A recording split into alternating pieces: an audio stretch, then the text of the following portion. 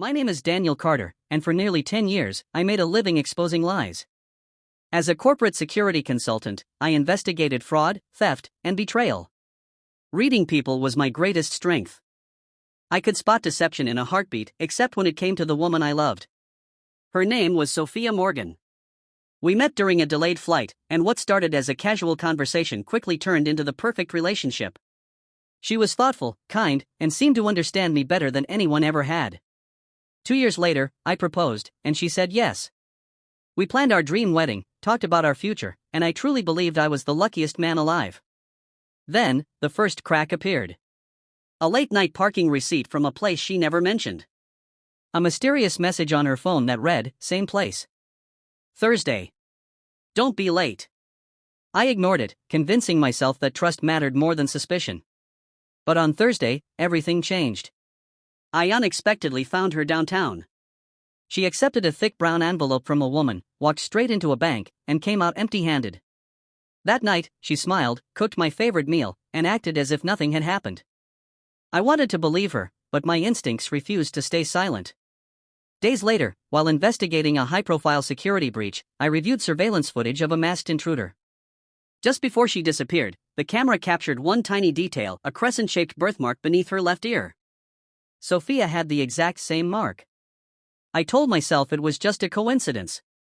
Until I saw her secretly meeting a man outside a jewelry store. She handed him a small object, he slipped it into his pocket without a word, and vanished into the crowd. When I asked about it, she smiled nervously and said, "It's a family matter. I'll explain later."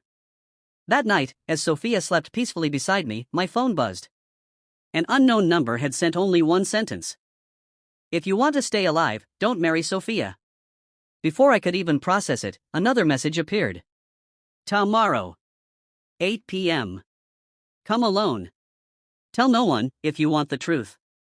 As I looked at the woman sleeping next to me, one terrifying question echoed through my mind. Who was Sophia Morgan, and had I ever really known her? The next evening I reached the location 15 minutes early. It was an old cafe on the edge of the city, a place that looked forgotten by time. Only a few tables were occupied, and soft jazz music played through dusty speakers.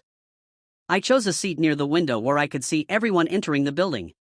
Every passing minute made my heart beat louder.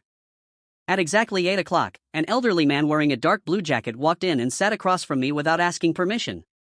He looked ordinary enough to disappear in any crowd, but the seriousness in his eyes immediately told me he wasn't there by accident. Before I could ask his name, he placed a sealed envelope on the table and quietly said, "Don't open this until I leave." Then he stood up, paid for a cup of coffee he never touched, and walked out of the cafe without looking back. I waited only a few seconds before opening the envelope. Inside were several photographs. The first one showed Sophia standing beside the same man in the gray coat I had seen outside the jewelry store. The second showed her entering an expensive hotel with another man I had never seen before. The third photograph froze my blood. It was a picture of me leaving my office 2 weeks earlier, taken from a distance. Someone had been watching me as well. A folded note lay beneath the photographs. It read, "You are not the first man she has promised forever. You are simply the next." I read the sentence again and again, refusing to believe it. The note also contained the address of a storage facility on the outskirts of the city and a locker number with a small key taped beside it. Every instinct told me to walk away. Forget everything, and go home to Sophia. But another part of me needed answers more than comfort. I drove to the storage facility that same night. Inside the locker were several boxes filled with documents, passports under different names, hotel receipts, old engagement photographs, and printed emails. None of the women in the engagement photos looked unfamiliar because they were all Sophia. The only thing that changed was the man standing beside her. Different cities. Different years. Different identities. The realization hit me like a truck. She wasn't living one secret life. She had been living many. Every relationship seemed carefully planned, every promise rehearsed, every smile calculated. Yet I still couldn't understand why. If money had been her goal, why stay with me for 2 years? Why build a future? Why discuss children? Why spend countless evenings making me believe everything was real? As I searched through the final box, I found a small voice recorder. My hands shook while pressing play. A man's voice filled the silent room. If you're listening to this, she's already found someone new. My name is Michael. I was engaged to Sophia 4 years ago. I thought I was the only one she loved until I discovered she had another fiancé in another state. I confronted her, but by the time I understood the truth, she had disappeared. She doesn't steal only money. She steals time, trust, and entire lives. If you're hearing this, don't try to save the relationship. Save yourself. I sat there for what felt like hours, unable to process everything. My phone suddenly vibrated. It was Sophia. Where are you? I've been calling you. I stared at the screen before finally replying that I had been delayed at work. She answered almost immediately. Come home. I made dinner. Reading those words after everything I had just discovered made me realize how terrifying a convincing lie could be. I drove home as if nothing had happened. She welcomed me with a smile, hugged me tightly, and asked whether I liked the new wedding venue she had booked for the following weekend. Every word sounded genuine. Every expression looked real. If I hadn't seen the photographs myself, I would have believed her without hesitation. For the next several days, I pretended everything was normal while secretly collecting evidence. I contacted the phone number that had first warned me. This time, a woman answered. Her name was Emily, and years earlier Sophia had destroyed her brother's life in exactly the same way. Emily introduced me to 3 other victims. Their stories were almost identical. Sophia entered their lives unexpectedly, became the perfect partner, earned complete trust, encouraged long-term commitments, and then disappeared the moment she had achieved whatever she wanted. Sometimes it was money.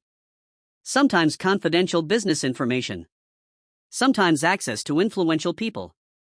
Every victim believed his story was unique until he realized he was simply another chapter in the same pattern. Together we organized every piece of evidence we could find. Financial records, surveillance footage, witness statements, photographs, emails, and recordings slowly revealed a truth far bigger than any of us had imagined. Sophia wasn't acting alone. The man in the gray coat, the mysterious woman outside the bank, and several other people formed a small network that manipulated wealthy professionals by using carefully planned relationships. Love was never the objective. Trust was. The wedding day finally arrived. Hundreds of guests filled the venue. My family smiled proudly while Sophia looked absolutely beautiful in her white dress. Anyone watching us would have believed they were witnessing the beginning of a perfect marriage. As the ceremony was about to begin, police officers quietly entered the hall. At first nobody noticed them because they remained near the entrance. Sophia looked at me, smiled, and whispered, "We're finally here." I looked back at her and realized that despite everything, a small part of me still wished all the evidence had been wrong. Then the lead investigator walked toward us, called Sophia by another name entirely, and placed her under arrest in front of everyone. The room fell silent. Guests stared in disbelief. My mother began crying. Sophia looked directly into my eyes, but instead of fear or regret, she smiled. It wasn't the warm smile I had fallen in love with. It was calm, almost relieved, as though the performance had finally ended. Before officers escorted her away, she quietly said, "I did love you, more than I was ever supposed to." Whether those words were true or simply her final lie, I will never know. Months later, the investigation uncovered years of fraud committed across several states. Dozens of victims came forward, and multiple members of the organization were arrested. My life slowly returned to normal, although normal would never mean the same thing again. I sold the apartment we had planned to share, canceled every reminder of the wedding, and accepted a job in another city to begin again. People often ask whether I still believe in love after everything that happened. The answer surprises them. Yes, I do. Because Sophia didn't prove that love is fake. She proved that trust should never replace judgment. Real love never asks you to ignore your instincts. It never demands blindness. It survives honesty, not deception. Losing Sophia broke my heart, but discovering the truth saved the rest of my life. Sometimes the happiest ending isn't marrying the person you love. Sometimes it's walking away from the person who never truly loved you at all.